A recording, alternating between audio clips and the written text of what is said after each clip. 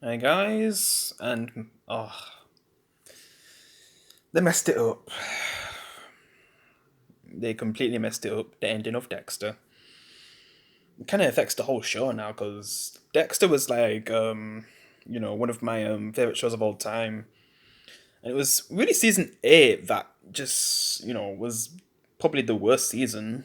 I mean, 7, 6. I guess I'd say the average seasons. Yeah, there's some big moments in those seasons, but still. Yeah, season 4 was the height of Dexter. Like that's the best it ever gets to me with the Trinity Killer. It's just all the stuff that happened and what happens with Rita. Yeah, just all the things that happened in that season was just amazing. Early seasons were the earlier seasons, season 1, 2, and 3 were good too. But yeah, season 4 was the prime of Dexter. And yeah, it's just that season 8, like he didn't really give us a good ending. It was pretty terrible back then, but oh god, I kind of wish that was the ending now instead, because what we actually get, like I said, they messed it up.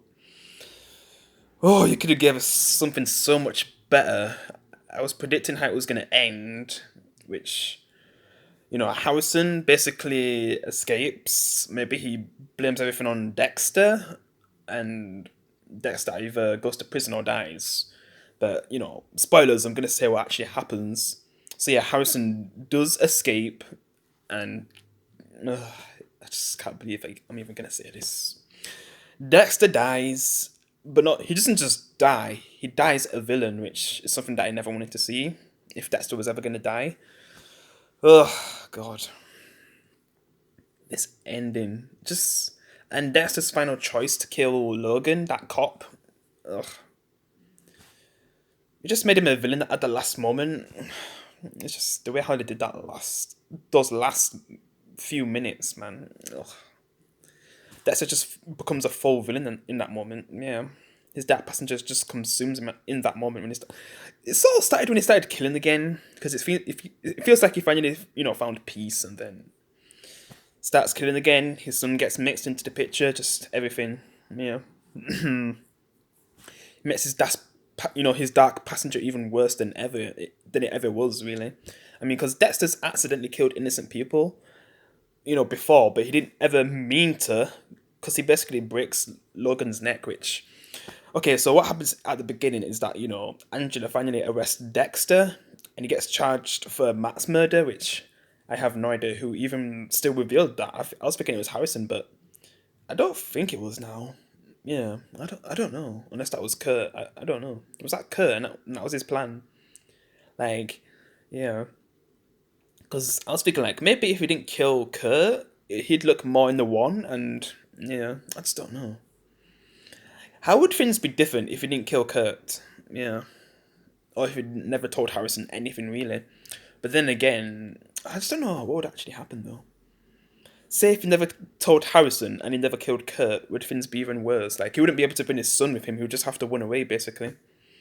And in the end, Dexter was, ready to run, even without his son, when Harrison realizes that he killed Logan, someone who, was a good person. And I was just so shocked when they made Dexter kill Logan, like, because Dexter's never actually killed an innocent person. He's done it accidentally, but, actually wanting to kill an innocent person, like, crossing that line and just the way how he is afterwards and how he just not even caring about what he did to Logan and just. I mean, he's just trying to get to his son and leave in that moment, and maybe that would have some regret later on because his biggest regret is his sister's death, and we do see a few more scenes of her, probably the last scenes as well, since Dexter dies. Like I'm just, it's like a situation where like your favorite character just died. Well, one of my favorite fictional characters of all time just died, and it doesn't feel real. It doesn't really hit you until like later on.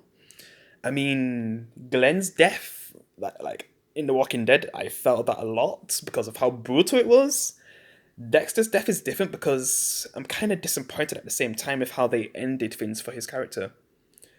Like, compare this to, like, Breaking Bad, which, spoilers for Breaking Bad if you haven't seen that, and everyone knows about Glenn's death, so if you don't even know that, like, what are you doing?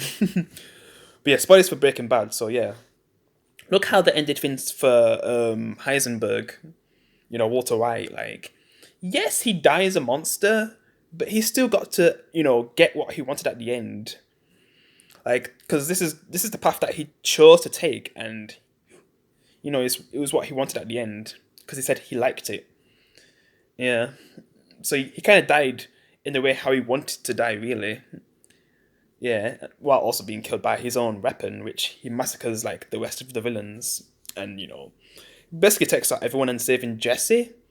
But with this, it's opposite. Dexter doesn't really get what he wants because when he decides to let Harrison, which I'm just like, oh my god, you're doing this really, like, basically Dexter wanting Harrison to shoot him, even though Harrison was definitely going to shoot him anyway, but Dexter at that moment just wants to just make it all end because he's sick of running away, and his son's not even coming with him, so he's just like, ugh, screw it, like, I just need to pay for my wrongdoings. Because in that last moment, when it starts showing the characters, all the innocent characters that died, kind of because of Dexter. I mean, some of them, yes, but Deborah, Dokes, just all the characters that have died, and recently Logan. Yeah, they even show that person that Deborah was with. Yeah, that guy. Like, I guess he just feels all that guilt just finally build up, and then seeing Harrison, his son, wanting to kill him. Like, for the first time, I guess he probably actually felt true emotions and all the regret that he has. Yeah.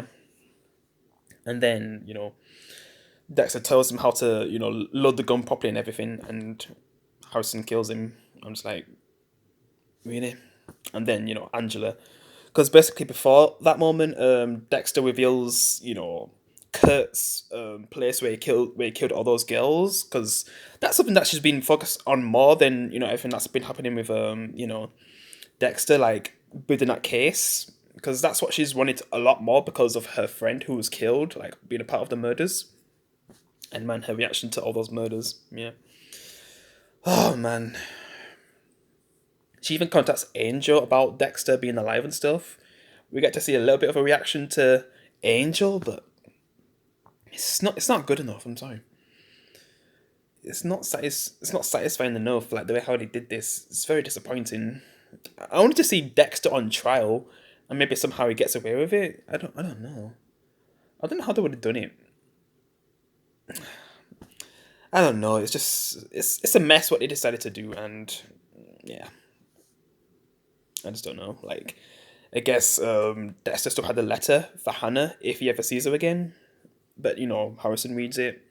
I'm just like, whatever at that point. I'm just Whip Dexter. He was one of the best TV characters of all time, and it sucks that he was ruined in this new season, which I wish now didn't exist because it was just a mess. The pacing was terrible, and like doing things at late moments that make no sense. Yeah.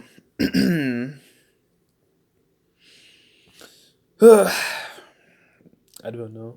This is probably worse than Game of Thrones season 8.